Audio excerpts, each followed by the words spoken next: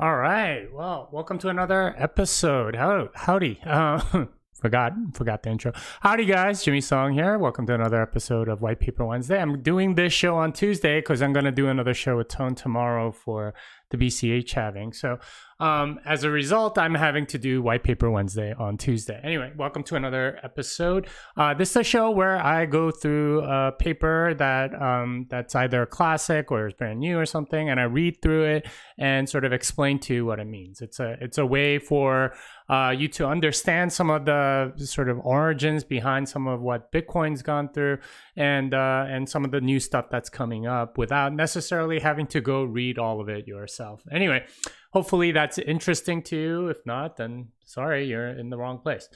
All right, so last time we went through the first part of Nick Szabo's Shelling Out paper, and I made it all the way to starvation insurance, and this is essentially sort of the origins of money, and he goes through this argument. There was a lot in there about like what makes money useful, how it starts as a collectible, and so on. So we're gonna start with starvation insurance. Okay. Bruce Winterhalter surveys models of how and why food is sometimes transferred between animals. Tolerated theft, producing, scrounging, opportunism, risk-sensitive subsistence, byproduct mutualism, delayed reciprocity, trade exchange not in kind, and other selection models, including kin altruism. Here we focus on risk-sensitive subsistence, delayed reciprocity, and trade exchange not in kind. We argue that substituting trade of food for collectibles for delayed reciprocity can increase food sharing. It does so by mitigating the risks of a variable food supply while avoiding the largely insurmountable problems of delayed reciprocity between bands.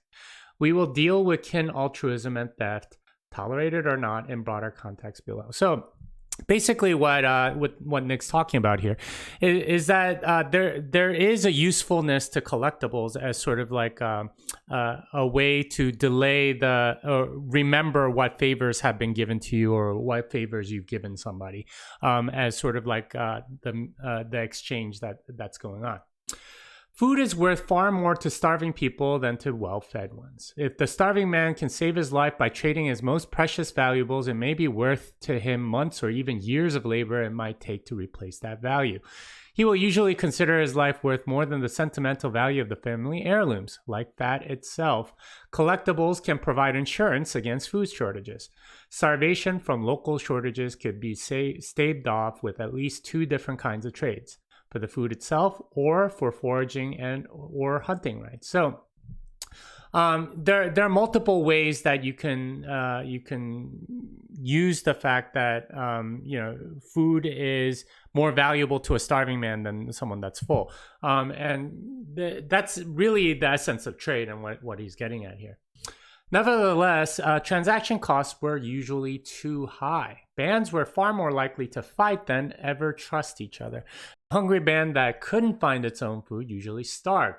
However, if the transaction cost could be lowered by lowering the needs for trust between bands, food that was worth a day's labor to one band might be worth several months' labor to the starving band. So what he's talking about here is that there's an advantage, or work to one person might be much more work for another person, and that's where trade comes in, because you might have some sort of advantage. Local but extremely valuable trade was, this essay argues, made possible among many cultures by the advent of collectibles by the time of the Upper Paleolithic. Collectibles substituted for otherwise necessary but non-existent trusting long-term relationships. If there had existed a high degree of sustained interaction and trust between tribes or individuals of different tribes so that they gave each other unsecured credit, this would have stimulated time-lagged barter trade. However, such a high degree of trust then is highly implausible for the reasons stated above regarding reciprocal altruism, confirmed by the empirical evidence that most hunter-gatherer tribal relations have been observed to be quite antagonistic. Hunter-gatherer bands usually broke up into small bands for most of the year and gathered into aggregates. something like medieval European fairs for a few weeks out of the year. Despite the lack of trust between bands, an important trade in staples of the kind illustrated in the accompanying figure almost surely occurred in European and probably elsewhere, such as with the big game hunters of America and Africa. So again, what he's talking about is that trade requires some level of trust, and you can sort of minimize that trust by using collectibles. What is important to somebody as a way to sort of compensate for that. The scenario illustrated by the accompanying figure is hypothetical, but it would be very surprising if it did not occur. While many Europeans, even in the Paleolithic, enjoyed wearing shell necklaces, many lived farther inland and made necklaces instead out of the teeth of their prey. Flints, axes, furs, and other collectibles were also quite likely used as media of exchange. So this is sort of the way of saying, okay, well, I'll give this to you. It's kind of a loan until I pay it back. Basically, everyone operated essentially as their own pawn shops. Reindeer, bison, and other human prey migrated at different times of the year. Different tribes specialized in different prey to the point where over 90% and sometimes as much as 99% of the remains from many sites during the Paleolithic in Europe came from a single species. This indicates at least seasonal specialization and perhaps full-time specialization by a tribe in a single species. To the extent they specialized, the members of a single tribe would have become experts at the behavior, migration habits, and other patterns surrounding their specific prey species, as well as the specialized tools and techniques for hunting them. Some tribes observed in recent times are known to have specialized. Some North American Indian tribes specialized respectively in hunting bison, antelope, and fishing for salmon. In northern Russia and parts of Finland, many tribes, including Lapp, even today, specialized in herding a single species of reindeer. So in other words, collectibles allow some rough division of labor, right? So if you're a tribe that's very good at herding reindeer, that's what you're going to do. And you're much better at it than others. A day of labor you herding reindeer might be worth like 10 days of labor of somebody else trying to do the same thing. So trade allows sort of like an efficiency as a result of specialization. Such specialization was probably far higher when more large prey, horse, auroch, giant elk, bisons, giant sloth, mastodon, mammoth, zebra, elephant, hippopotamus, giraffe, musk oxen, etc., roamed North America, Europe, and Africa in large herds during the Paleolithic. Large wild animals unafraid of humans no longer exist. During the Paleolithic, they were either driven extinct or adapted to be afraid of humans and our projectiles. However, for most of the time span of Homo sapiens sapiens, these herds were abundant and easy pickings to specialist hunters. According to our theory of trade-based predation, specialization was quite likely far higher when large prey roamed North America, Europe, and Africa in large herds during the Paleolithic. Trade-based division of labor in hunting between tribes is consistent with, although not securely confirmed by, the archaeological evidence from the Paleolithic in Europe. So this is basically the main, sort of theory of the essay, is that when you had a lot of different kinds of animals, this started the division of labor. These migrating bands following their herds frequently interacted, creating many opportunities for trade. American Indians preserved food by drying, making pemmican and so on in ways that lasted a few months, but typically not a full year. Such food was commonly traded along with skins, weapons, and collectibles. Often these trades occurred during annual trading expeditions. Large herd animals migrated throughout a territory only 2 times a year, with a window most often of 1 or 2 months. Without any other source of protein besides their own prey species, these specialist tribes would have starved. The very high degree of specialization demonstrated in the archaeological record could only have occurred if there was trade. So he's arguing that even without farming, there was probably trade because of the specialization in hunting. Thus, even if the time-off and barter of meat were the only kind of trade, this is quite sufficient to make the use of collectibles quite worthwhile. The necklaces, flints, and any other objects used as money circulate in a closed loop back and forth in roughly equal amounts, so long as the value of meat traded remains roughly equal.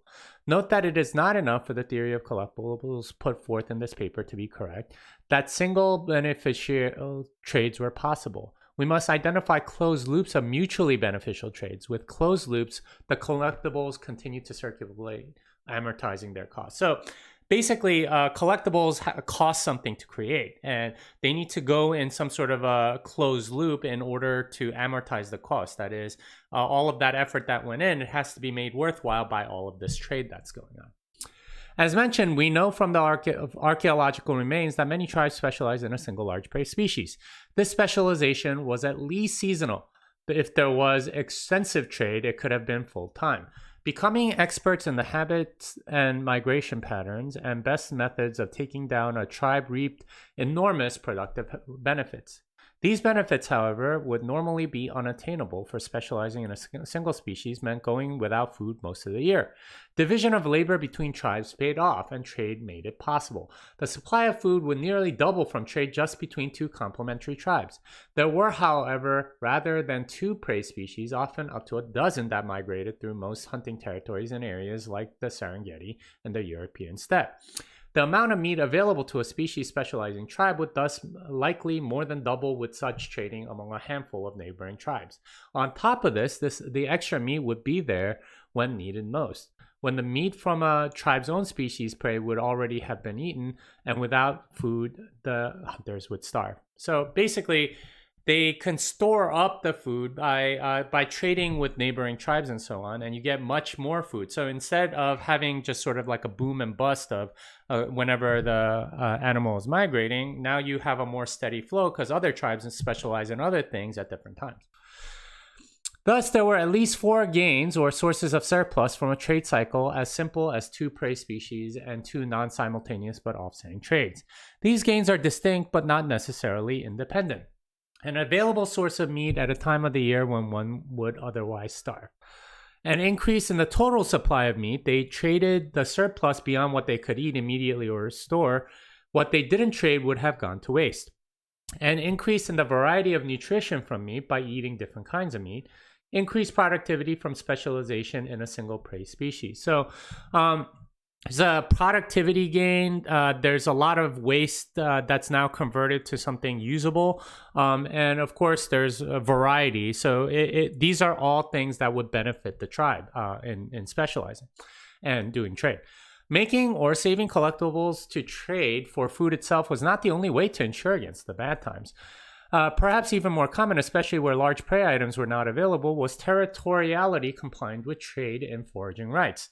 This can be observed even in some remnants of hunter-gatherer culture that exists today. The Kong San of Southern Africa, like all modern remnants of hunter-gatherer cultures, live on marginal lands. They have no opportunity to be specialists, but must take the meager remnants available. They may thus be rather uncharacteristic of many ancient hunter-gatherer cultures and uncharacteristic of the original Homo sapiens sapiens, which first seized the luscious lands and best game routes from Homo sapien neanderthalensis, and only much later drove the Neanderthals from marginal lands. Yet, despite their severe ecological handicap, the Kong use collectibles as items of trade. Like most hunter-gatherers, Kong spend most of the year in small dispersed bands and a few weeks of the year in an aggregate with several other bands. Aggregation is like a fair with added features. Trade is accomplished, alliances are cemented, partnerships strengthened, and marriages transacted. Preparation for aggregation is filled with the manufacture of tradable items, partly utilitarian but mostly of a collectible nature. The exchange system, called the Kong Huxaro, involves a substantial trade in beaded jewelry, including ostrich shell pendants quite similar to those found in Africa 40,000 years ago. So this is the pattern of kinship relations and exchange and kinship or both. And it looks like exchange happens far more often. One of the main things the Kong buy and sell with their collectibles are abstract rights to enter another band's territory and hunt or gather food there. Trade in these rights is especially brisk during the local shortages, which can be alleviated by foraging in a neighbor's territory. Kong bands mark their territories with arrows. Trespassing without having purchased the right to enter and forage is tantamount to a declaration of war. Like the interband food trade discussion discussed above, the use of collectibles to purchase foraging rights constitutes an insurance policy against starvation, to use the phrase of Stanley Ambrose. So it's a way to basically forge in another another tribe's territory without getting killed, basically. Although anatomically modern humans surely had conscious thought, language, and some ability to plan, it would have required little conscious thought or language and very little planning to generate trades. It was not necessary that tribe members reasoned out the benefits of anything but a single trade. To create this institution, it would have sufficed that people follow their instincts to obtain collectibles with the characteristics outlined below, as indicated by proxy observations that make approximate estimations for these characteristics. This is to various extents true of the other institutions we will study. They evolved rather than being consciously designed. No one participating in the institution's rituals would have explained their function in terms of ultimate evolutionary function. Rather, they explained in terms of a wide variety of mythologies that serve more as proximate motivators of behavior than as theories of ultimate purpose or origin. Direct evidence for trade in food has long since decayed. We may in the future find more direct evidence than is now available for this article via comparison of hunting remains in one tribe versus the consumption patterns in another tribe. The hardest part of this task likely being to identify the boundaries of different tribes or kin groups. According to our theory, such transfer of meat from one tribe to another was common in many parts of the world during the Paleolithic, where large-scale and specialized big game hunting occurred. For now, we do have extensive indirect evidence of trade via the movement of the collectibles themselves. Fortunately, there is a good correlation between the durability, desire for collectibles, and the conditions under which an artifact has survived to be found by today's archaeologists. In the early Paleolithic, when all human movement was on foot, we have instances of perforated seashells found up to 500 kilometers away from the nearest source. There was a similar long-distance movement of flint. So flint and seashells, in other words, were used as methods of trade or collectibles.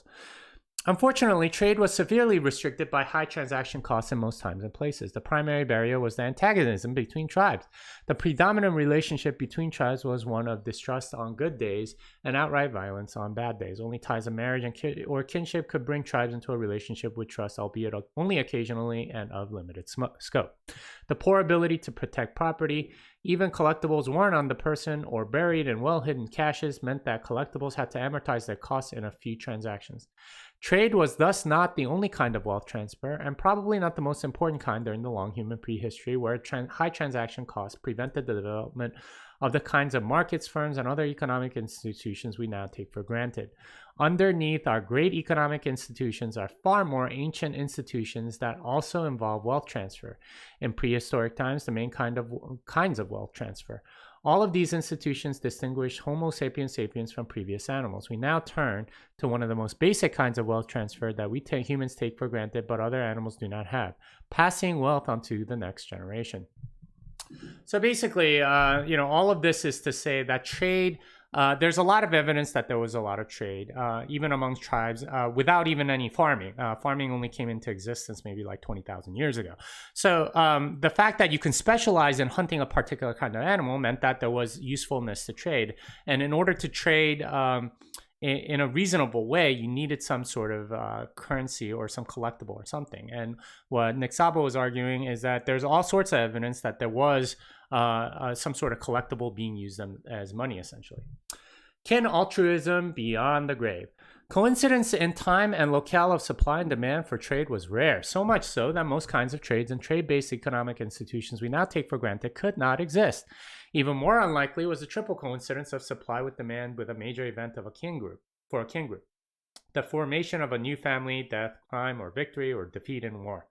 As we shall see, clans and individuals greatly benefited from a timely transfer of wealth during these events.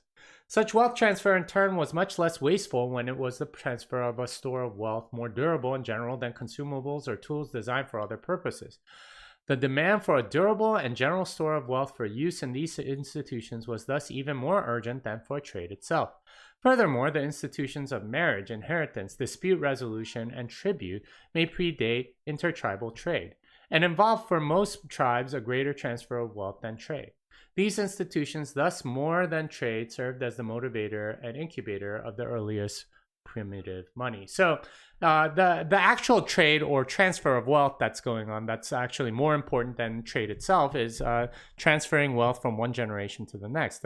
The favors essentially that your ancestors stored up, you get to have as part of your going, and then at the end of your life, you can pass that on and so on.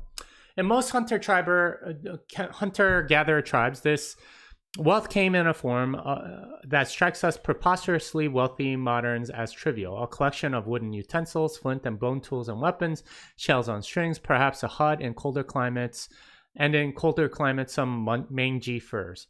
Sometimes it could all be carried on the person. Nevertheless, these motley assortments were wealth for a hunter-gatherer no less than real estate stocks and bonds are wealth for us. To the hunter-gatherer, tools and sometimes worn clothes were necessary for survival. Many of the items were highly valued collectibles that insured against starvation, purchased mates, and could substitute for massacre or starvation in event of war and defeat. The ability to transfer the capital of survival to one's descendants was another advantage Homo sapiens sapiens had over previous animals. Furthermore, the skilled tribesman or clan could accumulate a surplus of wealth from the occasional but cumulative over a lifetime trade of surplus consumables for durable wealth, especially collectibles. A temporary fitness advantage could be translated into a more durable fitness advantage for one's descendants. In other words, whatever advantage you can have, you can sort of pass it down by transferring wealth, and collectibles allowed you to do this. Another form of wealth hidden from the archaeologists were titles to offices. Such social positions were more valuable than the tangible forms of wealth in many hunter-gatherer cultures. Examples of such positions included clan leaders, war party leaders, hunting party leaders, membership in a particularly long-term trading partnership with a particular person in a neighboring clan or tribe, midwives, and religious healers. Often, collectibles were not embodied wealth, but also served as a mnemonic representing the title to a clan position of responsibility and privilege. Upon death, to maintain order, the heirs to such positions had to be quickly and clearly determined. Delays could spawn vicious conflicts. Thus, a common event was the mortuary feast, in which the deceased was feasted with, while both his tangible and intangible forms of wealth were distributed to descendants as determined by custom, clan decision makers, or the will of the deceased. Other kinds of free gifts were quite rare in pre-modern cultures, as Marcel Mauss and other anthropologists have pointed out. Seemingly, free gifts, in fact, implicitly invoked an obligation in the recipient. Before contract law, this implicit obligation of the gift, along with the community dishonor and punishments ensuing if the implicit obligation was not met, was perhaps the most common motivator of reciprocation in delayed exchange, and is still common in the variety of informal favors we do for each other. Inheritance and other forms of kin altruism were the only widely accepted forms of what we modern would call gift proper, namely a gift that imposed no obligations on the recipient. All right, so basically, free gifts were quite rare, and really the only free gifts were from one generation to the next. All other sort of quote-unquote free gifts put an obligation on the other person to remember the favor or something else. We're not in such a close society anymore, so people tend to not remember favors, but this is now done through money, which is essentially his argument. Early Western traders and missionaries, who often saw natives as childish primitives, sometimes called their tribute payments gifts and gift exchanges, as if they bore more resemblance to the Christmas and birthday present exchanges of Western children than to the contractual and tax obligations of adults. Partly this may have reflected prejudice, and partly the fact that in the West, by the time obligations were usually formalized in writing, which the natives lacked. Westerners thus usually translated the rich variety of words natives had for their exchange institutions' rights and obligations as gift. 17th century French settlers in America were thinly scattered among much larger populations of Indian tribes, and often found themselves paying tribute to these tribes. Calling these payments gifts was a way for them to save face with other Europeans who faced no such necessity and found it cowardly. So it was a way of survival, and it's you leave me alone, I'll give you this money. Moss and other modern anthropologists have unfortunately kept this terminology. The uncivilized human is still like a child, but now innocent like a child, a creature of moral superiority who would not stoop to our kind of base, cold-blooded economic transactions. However, in the West, especially in the official terminology used for our laws covering transactions, a gift refers to a transfer that imposes no obligation. When coming across anthropological discussions of gift exchange, these caveats should be kept in mind. Modern anthropologists are not at all referring to the free or informal gifts we commonly refer to in our modern use on the term gift. They are rather referring to any of a wide variety of often quite sophisticated systems of rights and obligations involved in wealth transfers. The only major transactions in prehistoric cultures similar to our modern gift in that it was neither itself a widely recognized obligation nor imposed by any obligation on the recipient were parents or maternal kin caring for their children and inheritance. An exception was that inheriting title to a position imposed the responsibility of the position on the heir as well as its privileges. So there are, like gifts were actually very, very rare. And, thinking about them in that way is actually completely wrong because they were economic, just imposed by different rules instead of necessarily money. Inheritance of some heirlooms might proceed for several generations uninterrupted, but it did not by itself form a closed loop of collectible transfers. Heirlooms were the only valuable if they eventually got used for something else. They often were used in marriage transactions between clans that could form closed loop cycles of collectibles. Heirlooms often were used in marriage transactions, and then they would come back and forth between the tribes based on how much they married and so on. All right, I think that's quite a bit that I read. I think that's about a half-hour reading. I'll finish this up, I think, in the next episode. But hopefully that helps you. Let me see if there's any questions. What does this narrative suggest of proof of stake? That it's completely useless because there's no cost to actually doing proof of stake, whereas proof of work actually requires work, like what this was saying. Anyway, hope that helps you. Fiat.